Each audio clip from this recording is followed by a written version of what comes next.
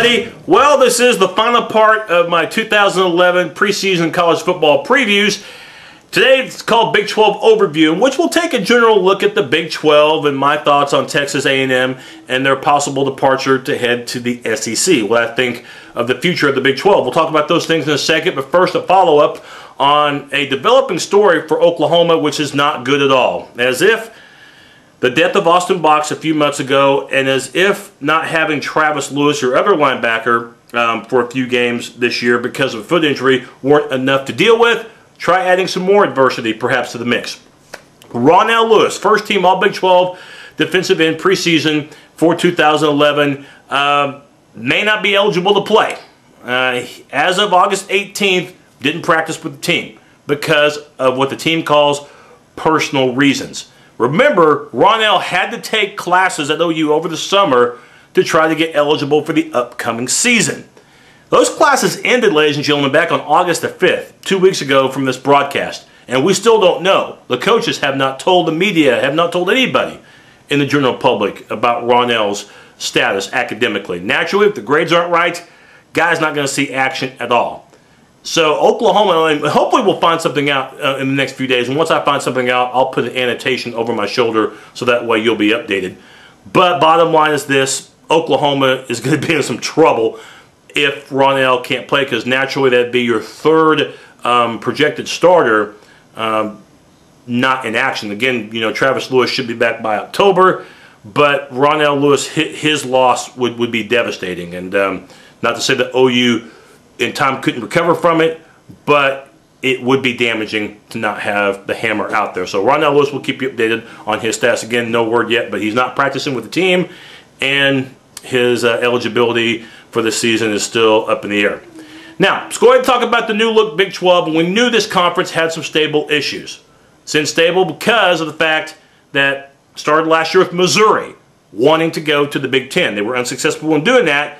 But Nebraska was successful in getting into the Big 10, and Colorado, they got out. They're now in the Pac-12. So, as you can tell, the league has a new look. Instead of 2 divisions, it now has 1 division, 10 teams. This means that every team in the conference will play a 9-game schedule in league. It's cutthroat. Everybody plays everybody.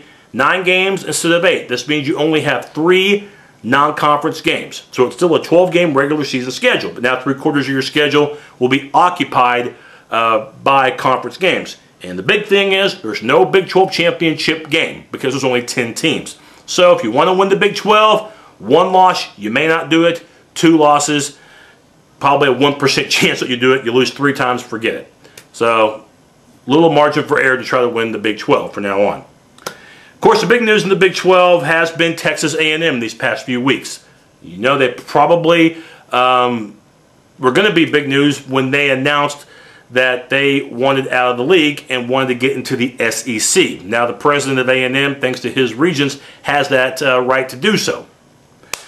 Problem is, right now, SEC says that for the time being, they're not looking to expand. I think they did this for legality issues. But they said for right now they're not going to expand. This doesn't mean that they won't. And in all likelihood, this isn't a question of if A&M is going to get into the SEC. It's just a question of how soon will it happen. And if all goes well for A&M, they're going to be in there next year. Which means that the Big 12 will now have 9 teams instead of 10. So what will the Big 12 do if this happens? Well, the big thing I think that they'll do is try to expand. They'll really go after BYU. I don't think BYU is going to do it because BYU just signed a TV deal with ESPN and BYU just became independent. People who say Notre Dame and Arkansas, give it a rest. They're happy where they're at. They're not going anywhere. And then if you go after SMU Houston, no offense to those schools, but you've already downgraded your league another level. So it could mean the end of the Big 12. Who knows? Now, getting back to A&M, what made A&M want to leave? Is it the fact that the SEC is just that much better of a conference because they're going to pay more money? Is it because A&M's sick and tired of Texas and the television network that the Longhorns will have, which will pay the Longhorns an additional $300 million over a 20-year stretch? The answer to me is all the above. It's not just one reason. But I do think the thing to remember is that the SEC right now is a more stable conference that has more going for it. So A&M, they could care less about what happens on the football field starting next year. Yeah, they'd like to win the league, but right now that's not going to happen. So they'll take their chances on the field. They know that they're going to be richer for it, and they know that they'll get away from Texas.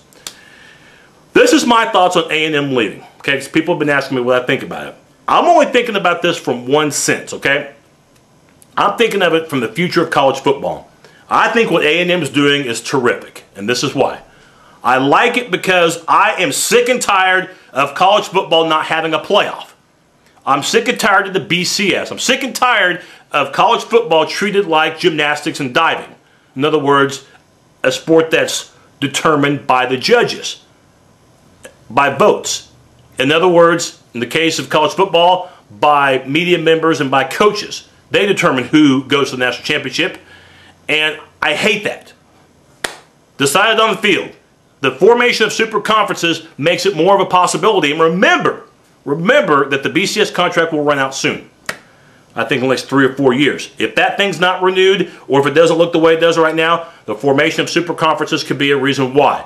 Because trust me, once the SEC gets Texas A&M, they're going to go after other schools to join their league. Virginia Tech, Clemson, Missouri, possibly looking at Florida State. They get to 16 teams, the Pac-12 is not going to take that line down. They're going to try to get 4 more teams to their conference. Oklahoma, Oklahoma State, possibly Texas Tech, possibly Kansas. I don't know if they'll go after Texas because Texas has their own TV network. I don't know if the Pac-12 wants to deal with that. The Big Ten will then try to go after some teams like Rutgers because of the New Jersey, New York TV market. New York TV market's #1 in the country. They'll probably go after Syracuse, go after Pittsburgh. So the Big Ten might expand. And then a possible merger between what remains of the ACC and the Big East could form another super conference. So you could have in the next 5, 7, 8 years 4 conferences with 16 teams each. 4 super conferences. A playoff could be formed from that, in my opinion, in which you still involve the major bowl games, the Rose, the Orange, the Sugar, as well as the Fiesta, and yes, the Cotton Bowl with that fantastic stadium in Arlington, the best stadium in all of the country, in the mix as far as a championship rotation goes. And trust me, if they play the Cotton Bowl for a national championship, it's about time because Oklahoma would only have to travel 2.5 hours, and I think that would make amends for OU having to play LSU for the national title in New Orleans back in '03, and then 2 years ago, or I guess in this case 3 years ago, happened to play Florida for the national championship in Miami. So I think that would definitely be a nice reversal of fortune for the Sooners as well as nearby schools if you could play the national championship game on a rotating basis in Arlington. So those are just my thoughts. I just want to see a playoff triggered, and this could possibly be it. A&M could be the first in a chain reaction to setting up a playoff. So those are just my thoughts. My biggest college football games of the year in terms of the Big 12, my top 3, number 3 is OSU at A&M. The winner stays alive for a Big 12 title. The loser's going to need help. Number 2, A&M at Oklahoma. The Sooners should be favored, but A&M poses the biggest threat because of their offense to end that long home winning streak in Norman. And then to me, number 1, it's Bedlam at the end of the year, Oklahoma State. Last year's game was a classic. Both offenses are intact this year. Could be another track meet as far as the scoreboard. So that does it for my Big 12 overview. Just a reminder, I will have my weekly matchup show coming up either August 29th or 30th, in which we'll talk about OU against Tulsa. And then that Saturday or Sunday, the day of or day after the game, I'll have my post-game show of the Golden Hurricane and the Sooners. That does it for my preseason previews. Hope you enjoyed them.